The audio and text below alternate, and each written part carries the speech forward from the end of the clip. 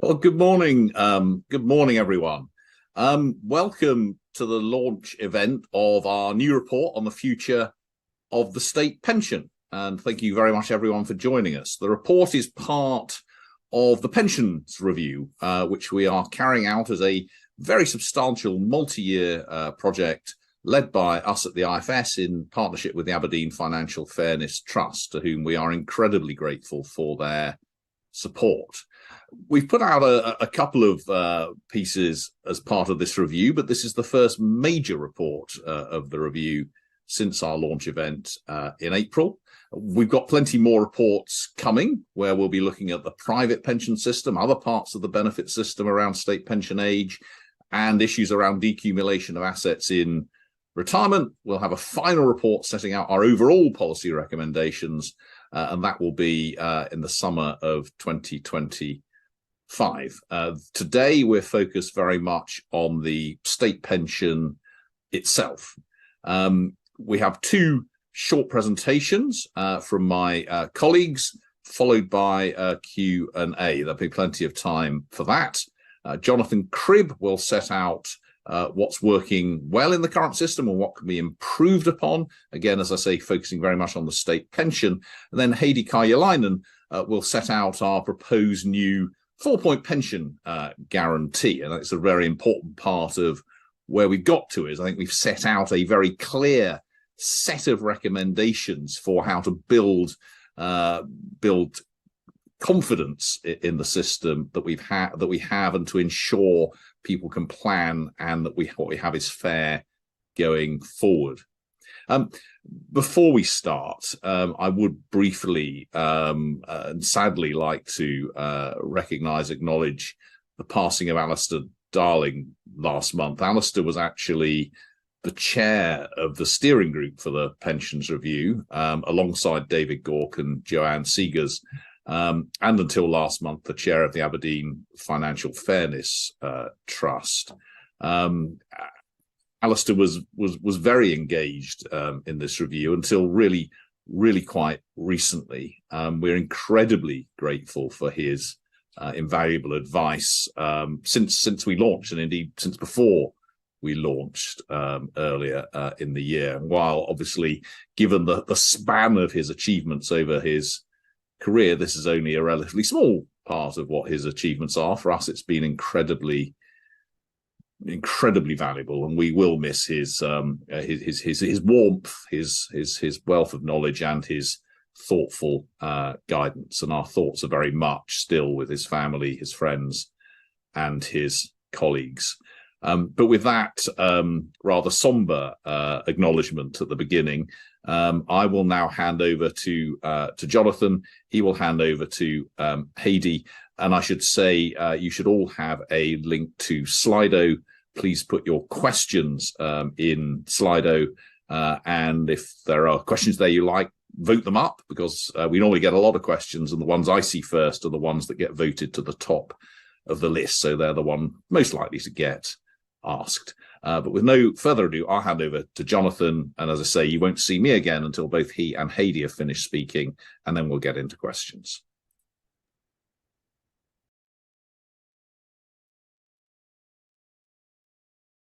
Thank you very much, Paul. Great to be here, and thanks to everyone for joining us. I'm going to be talking about challenges facing the future of the state pension. And while many people on this webinar will know about the state pension, I think it's good to get everybody up to speed with some of the basics so that we're all on the same piece of paper. The state pension. So those people reaching state pension age since 2016 are eligible for the new state pension. With the full amount of that is about £204 per week at the moment.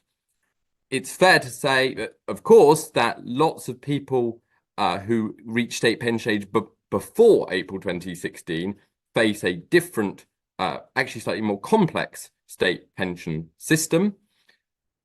We're not going to talk about that much today because we're thinking about the future of the state pension when people are affected. So any changes would be happening to the new state pension.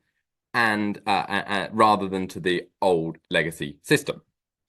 The state pension is claimable from the state pension age. Almost everybody knows that. That's currently 66, and there's legislation that says that that will rise to 67 later this decade and to 68 by the mid-2040s.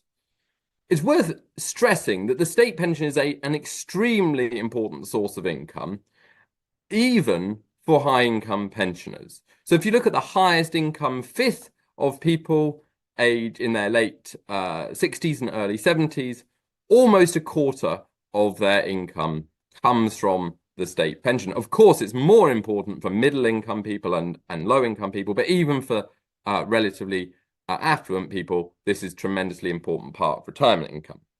And because it is paid to essentially almost all pensioners, and the amounts are not trivial, we have substantial state pension spending of, in 2023-24, about £124 billion, making it a substantial element of government expenditure.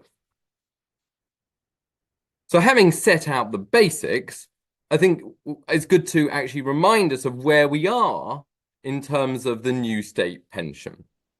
Well, the new state pension and the triple lock, that's the indexation method by which the new state pension rises by the highest of inflation, average earnings, and 2.5%.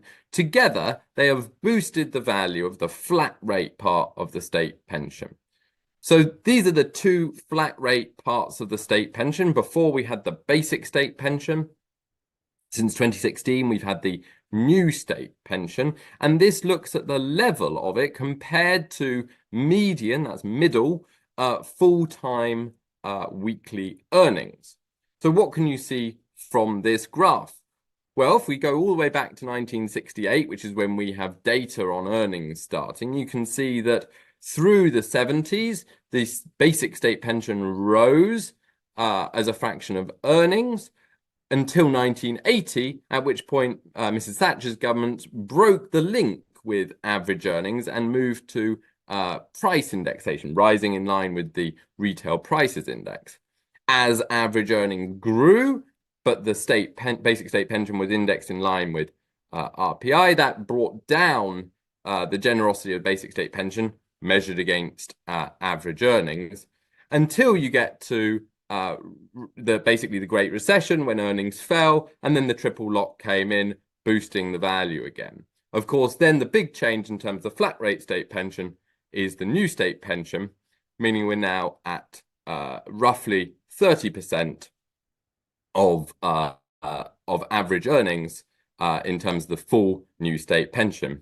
It is worth noting, of course, that for previous generations of people who did experience or still experience the pre-2016 state pension, many of them will have and receive a state earnings related pension, which is not shown on this, but this is to compare just the flat rate parts of the system.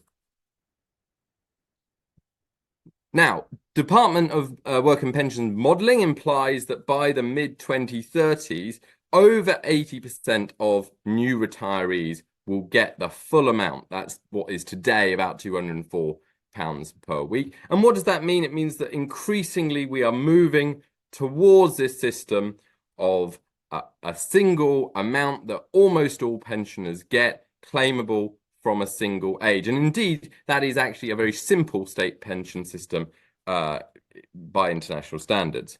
The level that the new state pension is set means that most people receiving it, even if they have no private pension income or other forms of private income, are above or very close to the government's relative poverty line once you account for housing costs. The exception are some single private renters whose housing benefit doesn't cover the rent that they have to pay in their accommodation.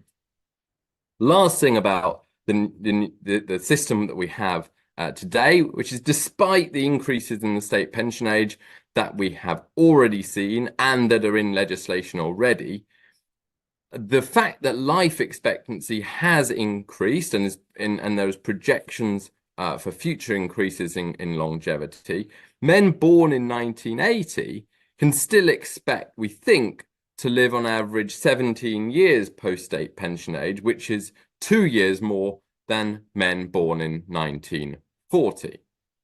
A woman, it's a little different for women, and as they have higher life expectancy, but the same state pension age, a woman born in 1980 can expect to live 20 years post-state pension age. Of course, a great variation in what actually happens, but that's the expectation. So that's kind of where we are. What do we see, and what challenges have we identified in this report? So the first key challenge really comes down to the aging population. By 2050, there are going to be 25% more pensioners than there are today. And that's a key driver of the pressure on the public finances. So this here takes today's government spending from 2023 on two large elements of government expenditure. On the left, state pensions and pensioner benefits, and on the right, health and social care. Now, right now, we spend just under 6% of GDP on state pensions and pension benefits and just over 9% on health and social care. But the aging population is pushing these up. So under current policy and under current demographic projections, that you can see on the left first that pressure pushes up state pension spending by 1.7% of GDP, which in today's terms is £45 billion. And frankly, that's almost dwarfed by the challenge placed on the public finances due to the pressures on health and social care, pushing up spending on that element by over 105 billion pounds per year in today's terms. So we have pressure on the public finances, which does make it harder to go for, even excuse me.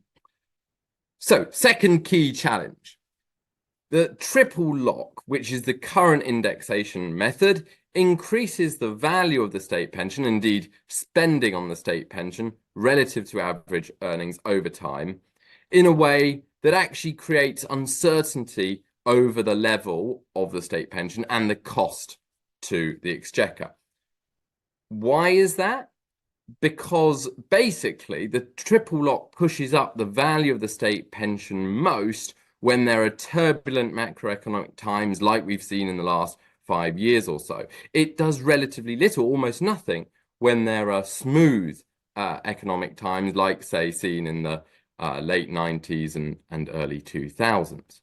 And because of that, compared to increasing the state pension in line with average earnings, the triple lock reasonably could cost anywhere between £5 billion and £40 billion per year in 2050. But it's very difficult to know exactly how much it's going to cost, or indeed how high the state pension would reach given the triple lock. The third challenge that we see is a reflection on the fact that to date we have maintained the triple lock and state pension age, the state pension age has increased. If we continue to maintain the triple lock and rely only on the state pension age as a way of containing the cost of the state pension system, that's going to hit people on lower life expectancy who are more likely to be poor, more than it's going to hit people on with higher levels of wealth who have higher life expectancy. Now, let me show that actually from a piece of analysis that we've done in our report. So what does this do? This chart looks at the change in total lifetime state pension income, the amount that is received from state pension age to death, assuming that everybody gets the full new state pension. And it looks at how much is that total state pension, lifetime state pension income reduced by 2% potential policies. Firstly, just pushing up the state pension age by 1 year. And secondly, from moving from the triple lock to earnings indexation. Well, if you look at people on middle levels of wealth, the middle 20% of the population, these two potential policies basically reduce the lifetime state pension income by about the same amount, about 5.5%. But the patterns look very different when you look across the distribution. So if you increase the state pension age by a year, what does that do? Well, if you increase the state pension age by a year, that means that everybody has 1 year less of the state pension. For poorer people who live less long, that is then a larger fraction of their lifetime state pension income than it is for richer people who live on average considerably longer. This pattern of higher state pension ages reducing the lifetime state pension income of the poor more than the rich is the opposite pattern from moving from the triple lock to earnings indexation, which would mean a lower growth in the state pension income over time. That's shown in these yellow bars, and you can see that the richer people are hit more because they live longer and, in a sense, benefit more from the triple lock, and so they lose more if the triple lock is moved back, the indexation is moved to lower level of indexation through earnings indexation. The last key challenge that we set out, have identified here, is the fact that despite that the system is increasingly simple, polling shows that there is a mixture of confusion and pessimism about the future of the system, what we think is really quite concerning. I could go into great detail here, but I'm just going to pick out two key points here. Firstly, it's pretty clear that the working age population doesn't know that the state pension generally rises at least in line with inflation. So almost 4 in 10 people say that they expect that the state pension will rise slower than prices in the next 10 years. That's despite the fact that in every year since 1975, the state pension has risen at least in line with inflation, and under the triple lock, it would continue to rise at least in line with inflation. We think that this shows that there are key concerns about the value of the state pension being eroded that it would be good to reassure people about, given what both current and past policy has done here. The second is it's clear that many people are worried about the future of the state pension system. Or around 1 in 3 working age people think that the state pension will not exist in 30 years' time, tying in presumably to the concerns about the cost of providing state pensions to a large, a growing cohort of pensioners as the population ages. So I am going to now hand over to Heidi, but I'm going to leave on my screen, just as I finish, those 4 key challenges that we see facing the state pension system: the pressure on the public finances, the uncertainty over the generosity and cost of the state pension caused by the triple lock, the fact that maintaining the triple lock and using only state pension age increases to manage the costs of the system hits people on lower life expectancy, such as poorer people, more. And despite what we have and increasingly will have is a fairly simple state pension system, there is this worrying measure of amount of confusion and pessimism about the future of the system. With that, hand over to Heidi, who's going to talk through our suggested new way forward. Great, thank you very much, Jonathan. So as Jonathan just said, I'm now going to be talking about the policy suggestions that we've come up with for the state pension as part of this report, and suggesting this new way forward for the UK state pension. Now, before we get into the suggestions of what should change, it is worth noting, as Jonathan has just set out, that the current new state pension has many aspects that have much to commend. Jonathan already mentioned the current system is very simple. most people in the future are going to be getting the full amount, and that's a flat rate for everyone. And most people getting that full amount, even on its own, without any private income, are at or above poverty thresholds. So rather than suggesting wholesale change to the system, we think some of the key features should be kept as is. Keeping this overall structure of the state pension system the same is also in line with many of the Pensions Commission's conclusions from the early 2000s, which at the time and still have wide support across various stakeholders. Now, we think two things in particular should stay the same. So first, the state pension should remain a flat rate state pension. So we don't think there should be any means testing or an earnings related part. Now, with means testing, that would mean a lower state pension for pensioners with higher private incomes. And that would really risk weakening the incentive for people to save into private pensions. So really, it would risk undermining the success that we've had with automatic enrollment for people. And as Jonathan kind of showed, we also know that the state pension is an important source of income, even for quite well-off pensioners. We also don't think that the state pension should be earnings related.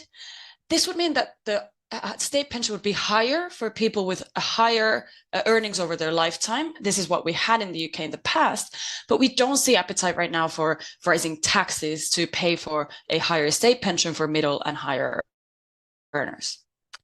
Also, although the state pension is higher than it has been in the past, we do think that it should continue to be accessible from a single universal state pension age rather than being made available from an earlier age at a permanently reduced amount. So in some countries, you can claim the state pension at an early at a reduced rate. But we don't think that's the right thing for the UK, where the level of state pension is already quite low due to our much higher reliance on private saving. So we worry that people who would take this lower state pension income from an earlier age would then end up living much longer on that lower income through retirement, potentially relying on other benefits and so on as well. But despite some of these positive features of the current system, given the current challenges that Jonathan identified, we do think that improvements could be made.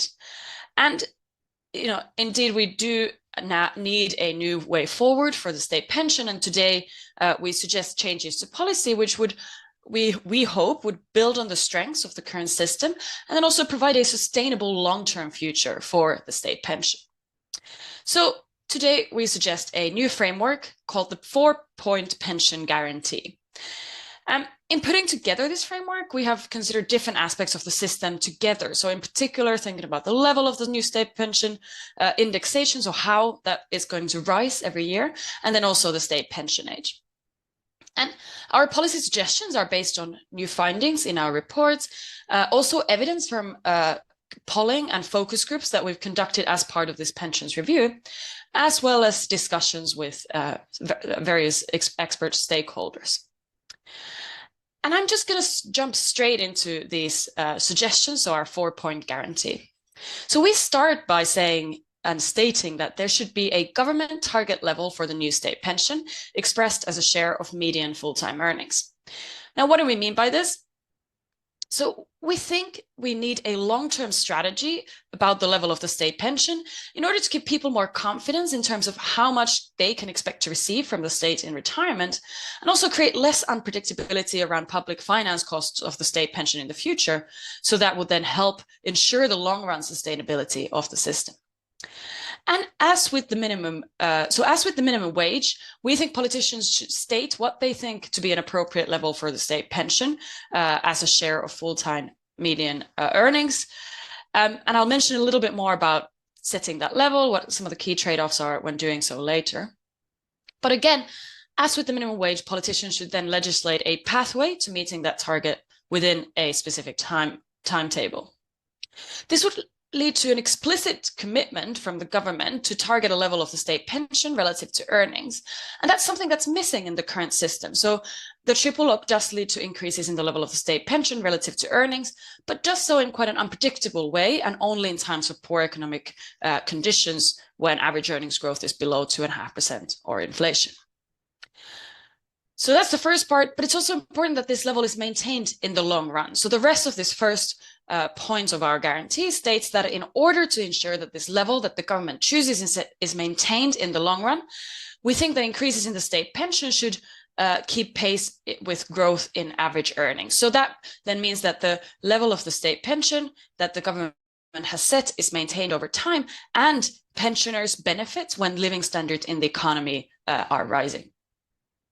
The second part of this guarantee is about protection against inflation. So sometimes we'll have periods where real earnings fall. So when earnings growth is lower than inflation, for example, recessions or other economic downturns. And we think that there's a good case that even in those periods, in order to maintain the purchasing power of pensions, the state pension should always rise in line with at least inflation. And I'm going to highlight how the first 2 points of our guarantee and the indexation, so how the state pension is increased every year, work together in more detail in a moment. But again, this point of the guarantee is about creating certainty, giving confidence to people. Jonathan already showed us that even though this fact has been true, so the state pension has increased by at least inflation every year since at least 1975, people seem to have very little confidence in this. So almost 4 in 10 working age individuals don't think that that's going to be the case over the next decade. So it's really important to reiterate this commitment and to be clear about it. Now, the third point of the guarantee is that the state pension should never be means tested. So we think the state pension should create this pillar for private saving and a basis on which people can then build their private pension wealth. Means testing the state pension would risk undermining these private saving incentives. And so this part of the guarantee is again there to give people confidence that the full state pension will be available to them when they retire. And then the final point of the guarantee relates to the state pension age.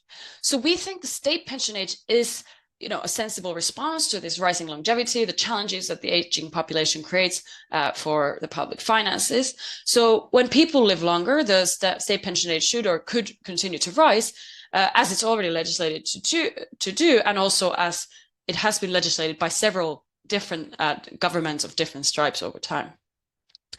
Now, there are different ways of determining how the state pension age should increase, but in this part of the guarantee, we think the government should give people more certainty around what the state pension age will be by committing to only rising the state pension age when longevity at older ages increases. We also think that the state pension age should always increase by less than that increase in longevity. So, for example, if life expectancy increases by 2 years, so on average people are expected to live 2 years longer, the state pension age should then increase by less than 2 years.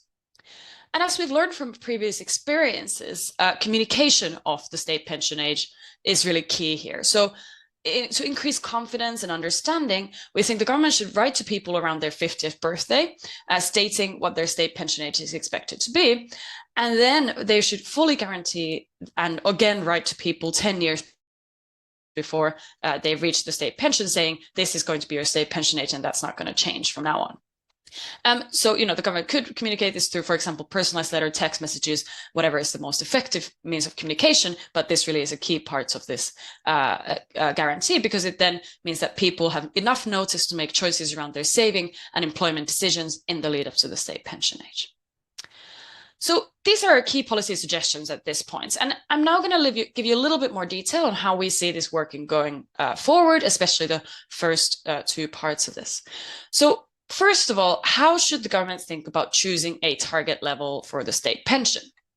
Now, this is, of course, going to depend on political priorities, and that's in particular true in the UK, because even if we had a consensus view on, what the level of the replacement rates people should aim for are, so, if we had a view on how much pension income people should have in retirement, the decision of how much of that income should come from private saving versus the state is a political decision.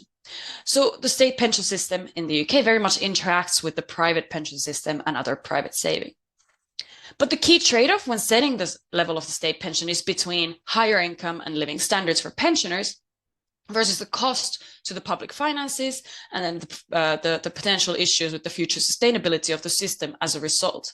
And of course, any higher public spending would ultimately have to be financed by either higher taxes, so therefore lower incomes for non-pensioners in particular, or through lower spending on other items of public expenditure. And we're going to be illustrating this trade-off here.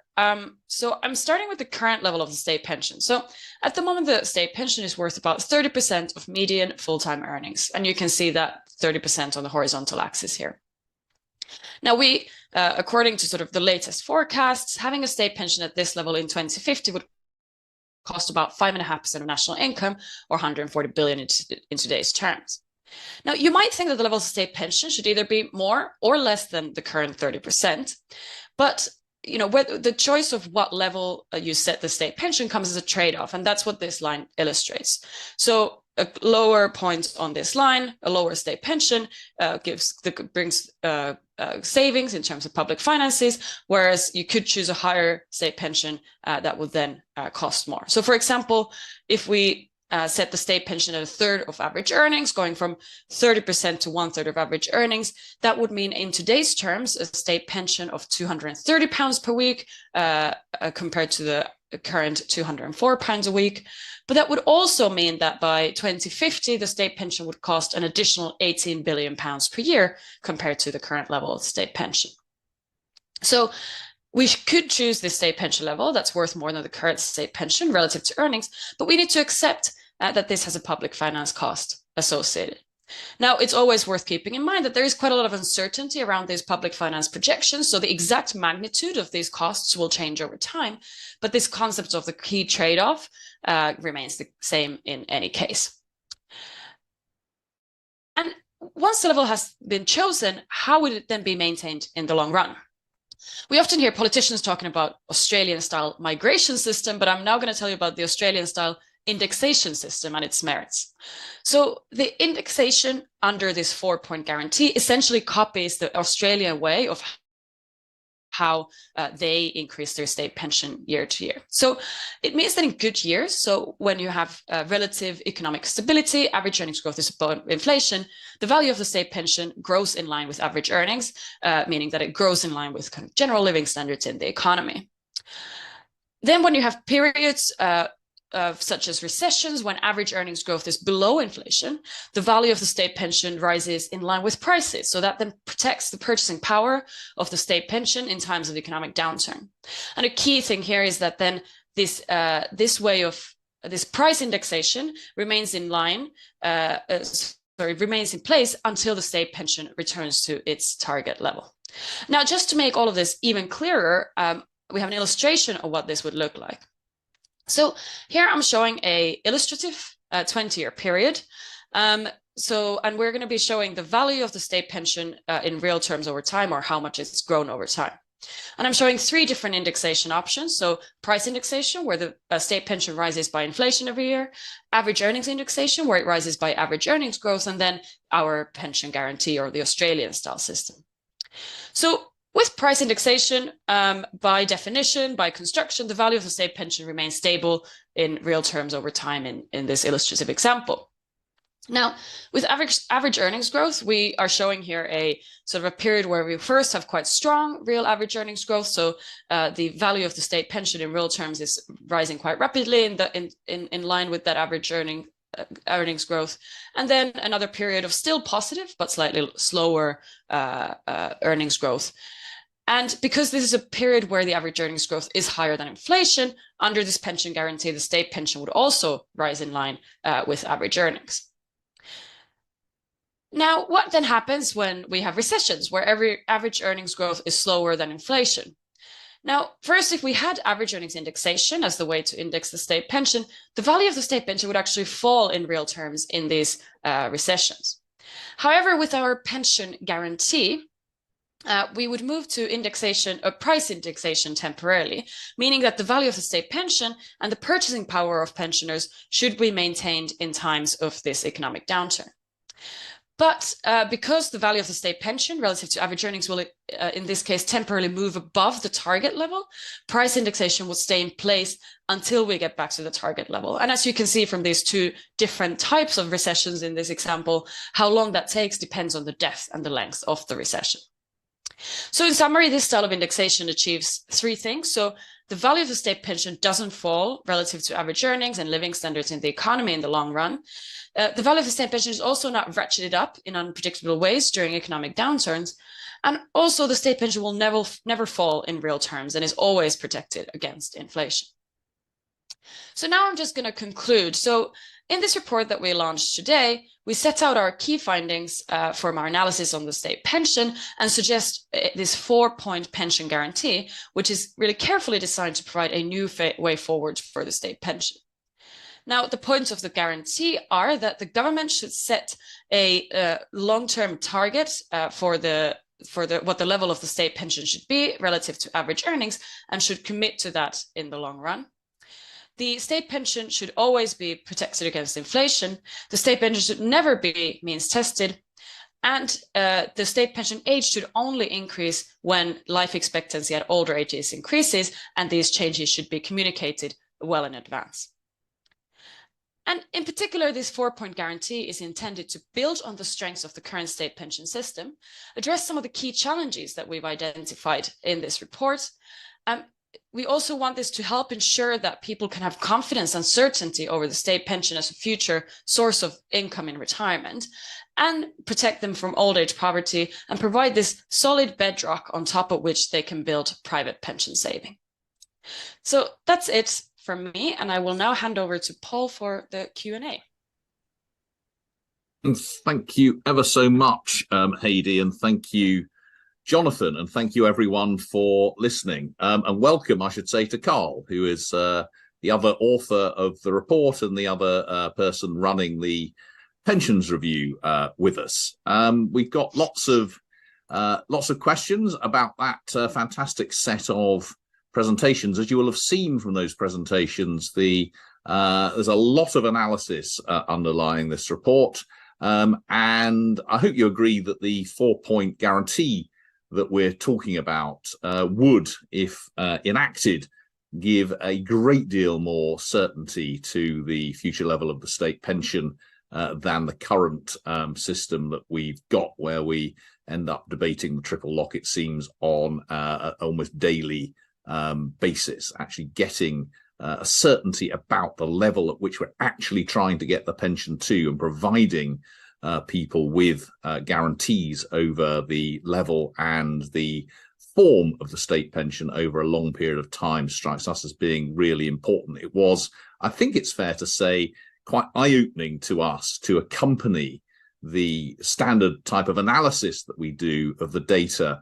with the work that, alongside the Aberdeen Financial Fairness Trust, we did with real people, and the level of fear, I think it's fair to say, about what would happen to the state pension in the future. The lack of confidence in it really was very striking, and I think that was actually terribly important in us coming to our conclusions about what really matters to make the pension really effective as that basis on which everyone can build their future savings and future private provision into the future.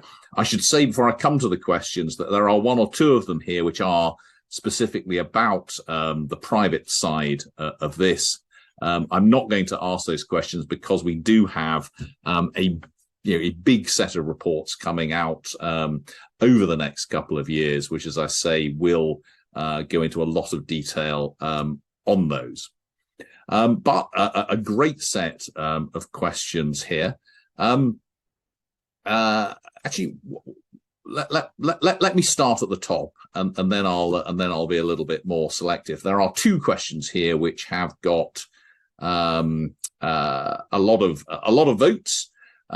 So first one, will the state pension and indeed other benefits become even more important given the expected increasing number of renters in retirement? This is clearly something that we have raised in other work as we look at new generations coming through the system and an expected higher number of private renters. I'm going to bring Carl in since he hasn't had a chance yet.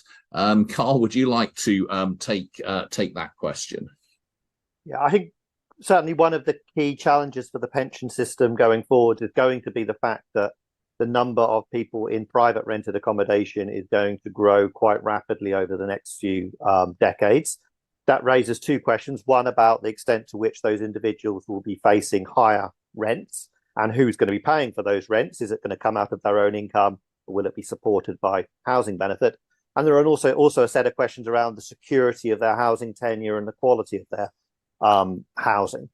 In the report today, we're focusing on the state pension system, but I think it's very noticeable that when we produce some maps and we looked at, supposing you're a pensioner and you're receiving a full new state pension, what's your income like relative to the standard poverty line if you've got no other income? The people who are slipping below the poverty line at the current time in that position are those people in the private rented sector, some of whom are paying rents that are bigger than the amount of housing support that they're getting. So a report next year that we produce will look at other parts of state support for pensioners, but I think it's pretty clear that if we're worried about poverty protection for pensioners, housing benefit for pensioners, in particular housing benefit for those in the private rented sector, is a very important issue. And I think it's also going to be a very important issue as we think about how much the system might cost over the longer term and how are we best supporting pensioners. Housing benefit likely to play a growing role. Great. I'm going to stick with you, Carl, because there's another question a little further down, which I know is very much a specialist subject of yours, and something actually which we published a little while ago to not a great deal of fanfare, and that's to do with the number of pensioners who currently pay income tax. That is a number that has risen very, very dramatically over the last 15 years or so, isn't it? It is. I mean, what we've done to the point at which you start to pay income tax is, for most people, increased it quite dramatically during the 2010s. And now, with the current policy of freezing that threshold, cutting it back in real terms. Now, why is that changing the mix between working age people and pensioners? It's because in the 2010s, when we were increasing that allowance, pensioners were not benefiting as much from it because their allowance, they have a special additional allowance that was being phased out. So they didn't benefit in full during the 2010s from increases in the personal allowance, but now they are feeling the squeeze from that freeze in the personal allowance. And it's quite remarkable. If you look at the number of people who are paying income tax now compared to 2007-8, it's gone up, but it's actually gone down amongst the working age population. And that's more than counteracted by a big increase in the number of people aged over 65 who are paying income tax, partly because of the success increasing private incomes and increasing state pension incomes of pensioners, but partly because of the way in which we've implemented this income tax policy over time.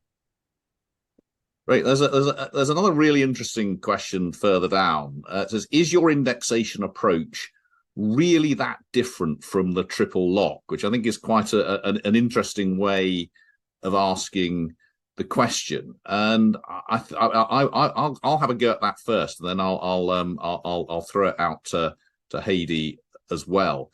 I think what we're trying to do in some ways is actually very similar to what the triple lock is trying to do, which is to get the state pension to an agreed level and then take it forward at earnings indexation. I think everyone appreciates you can't have the triple lock in perpetuity because eventually the state pension would be 10 times average earnings. I mean, at some point in the infinitely distant future. So you have to stop it at some point.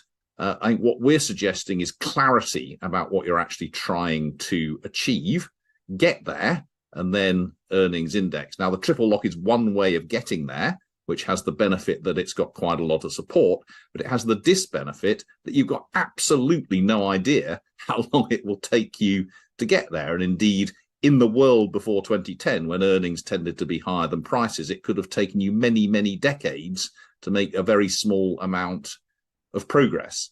And hence, what we're suggesting is to provide a lot more certainty about where we're trying to get to. But as I say, you could decide to get there via the triple lock. The problem is that you are adding a huge amount of uncertainty to when you actually achieve your target. Did any of my colleagues want to add to that response?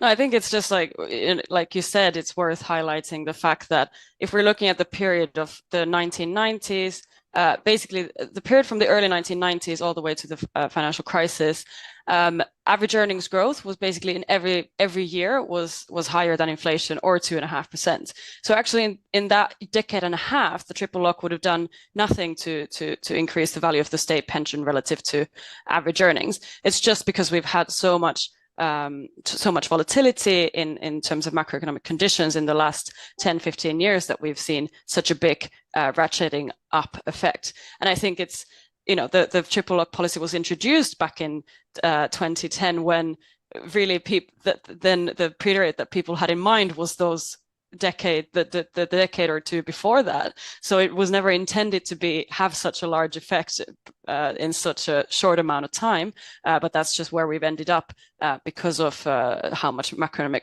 volatility we've seen. Brilliant, thank you. Oh, sorry, carry on. Can I just add, once we get to our target level of pension, there are some similarities between what we're proposing and the triple lock, and some differences. So like the triple lock, we're saying that when there's a downturn in the long run, once we've got to our target level, when there's a downturn, we do think pensioners should be protected from that downturn. We are saying that their state pension should be at least price indexed, and I think you could put in a nominal cap, a nominal floor as well if you really wanted. So it's like the triple lock during a downturn. It gives the same kind of protection to pensioners. Where it differs is in the recovery.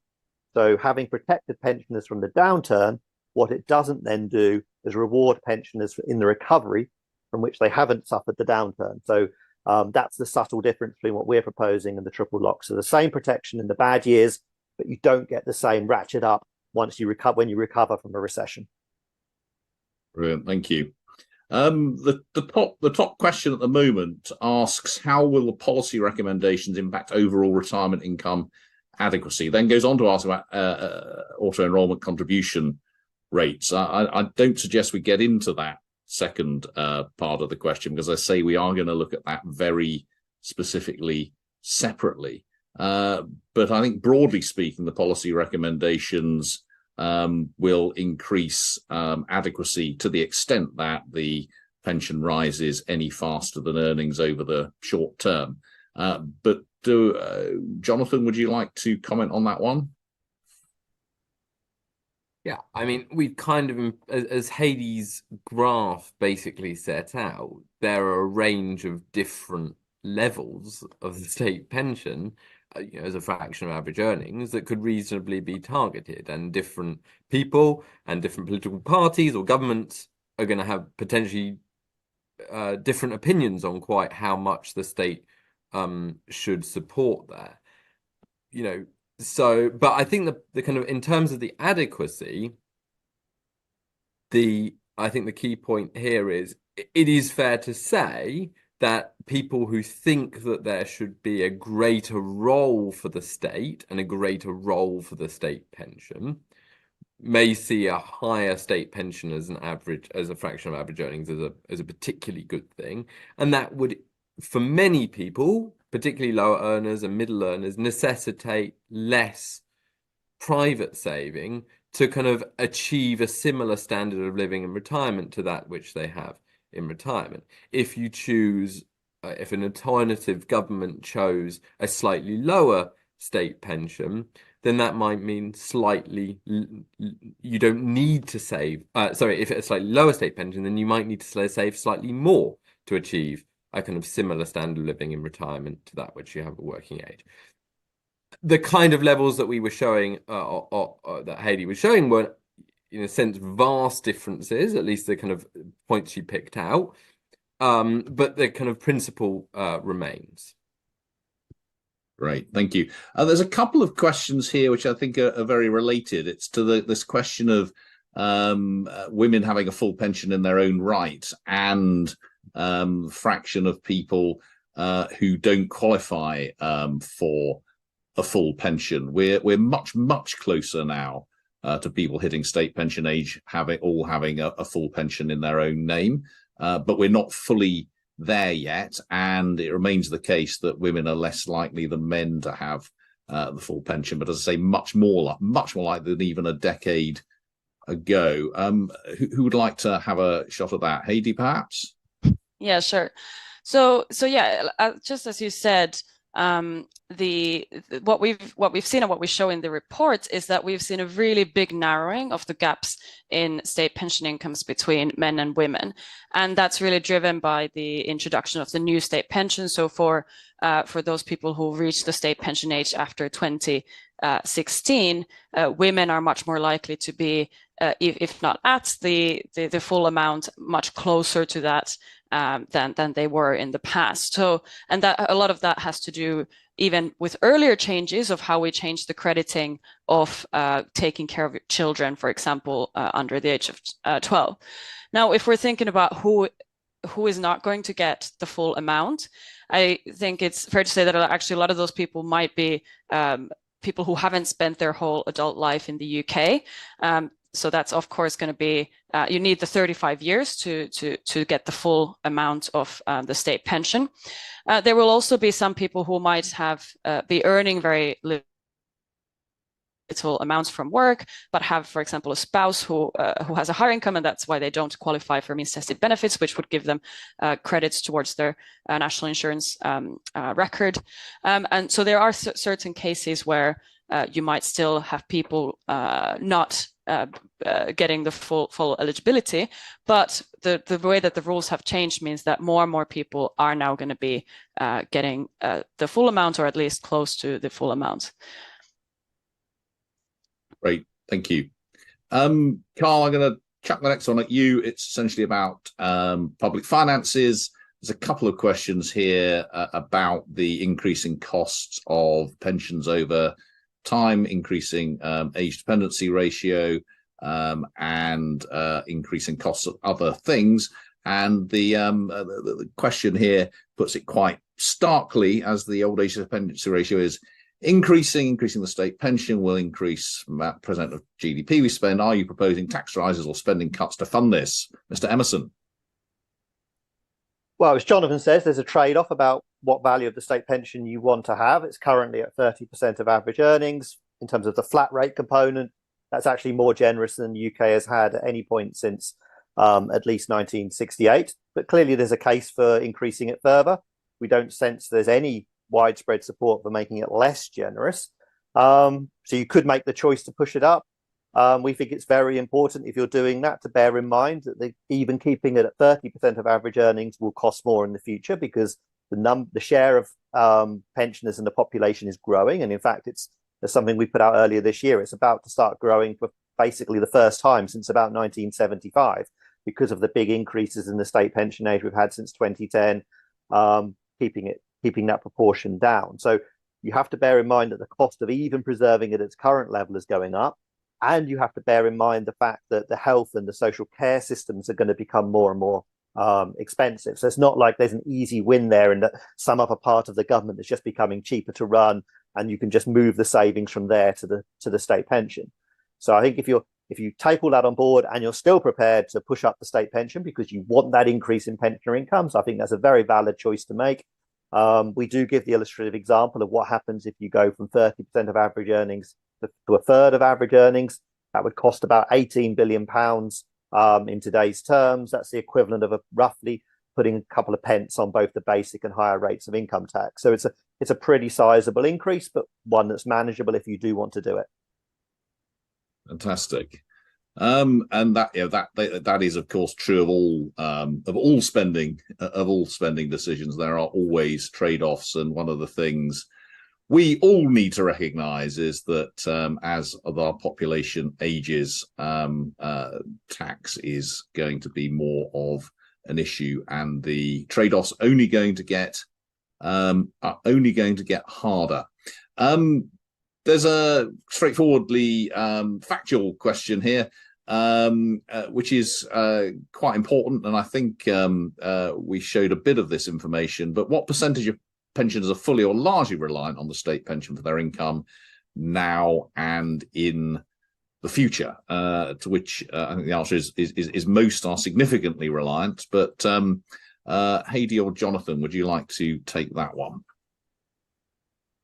Sure. So basically, what we showed in the report is that on average, of the kind of overall household income for pensioners, the state pension makes up about 44% of their overall income. Now, that's much higher, of course, for lower income pensioners. So if you're looking at the lowest income 20%, it's more like 71%. But even in the middle, it's 47%, so making up about half of people's incomes. And even for the top 20%, of households, it's 23%. So that just shows that the state pension income is very important, and a very important source of income, definitely at the bottom, but also at the top of the income distribution. And that's why, you know, we also think that things like means testing the state pension is probably not a good idea. I think it's probably just worth adding that when thinking about the reliance on the state pension income and going forward, where you are in the income distribution is or wealth distribution is going to be pretty important. You know, there are automatic enrollment for it means and higher levels of pension participation does mean that poorer people are going to approach retirement, their 60s pension age, whichever one you want to look at, with, you know, they're much more likely to have at least something compared to, you know, previous decades, at least some private income. At the same time, and that, you know, that will slightly reduce the importance of the state pension, but slightly. At the top, you know, we have had these cohorts of people with very, very large DB pension income, defined benefit pension incomes. As the move away from defined benefit pension incomes towards DC pension incomes come, that's in a sense going to move the other way for people towards the top of the income distribution. Okay. Finally, and sorry that we can't get to all of the questions. There are 2 or 3 questions really about the question about how the relationship between state pension and average earnings should be set, and whether some kind of independent body like a low pay commission should do that, which I think is a very interesting question. It's something we will clearly be thinking about a lot as we go further through this project and look at all the other sources of income and the other parts of the benefit system. Because it's a little bit different. It has some similarities with the low pay commission, but of course the big difference here is that the level at which you set it would have a very big effect on the public finances, and I very much doubt any government would ever give that fully over to an independent body to decide, but they certainly might want some kind of advice on that and on what the trade-offs are. Carl, I don't know whether you want to add anything to that stream of thought. No, I think you've got it right. I guess what we need to think, what we want in our guarantee is to try and improve confidence about where we're going to. So I think there may be other mechanisms that are possible that will help make it more likely that people can believe, and it would be true, that whatever the target set, that's kept to. Pensions need to be for the longer term. We're worrying here about people not just in their 50s, but also in their 40s and their 30s and even their 20s, thinking about how much should they be saving for retirement. So we want to give them as much confidence as possible in the value of their state pension. So if there are things we can do to make our guarantee not just be introduced, but they're more likely to stick, I think that is important. Brilliant. We are at 10:59, so I think it's probably time to draw this to a close. Thank you so much to Heidi, to Jonathan, and to Carl. Thank you again to the Aberdeen Financial Fairness Trust for their support and for working with us on tuning into this event. Do keep a lookout for the subsequent reports on this topic of the pensions review, which will be coming out, as I say, over the next 18 months or so. We will see you, I hope, at the next IFS event. But in the meantime, everyone, have a great Christmas.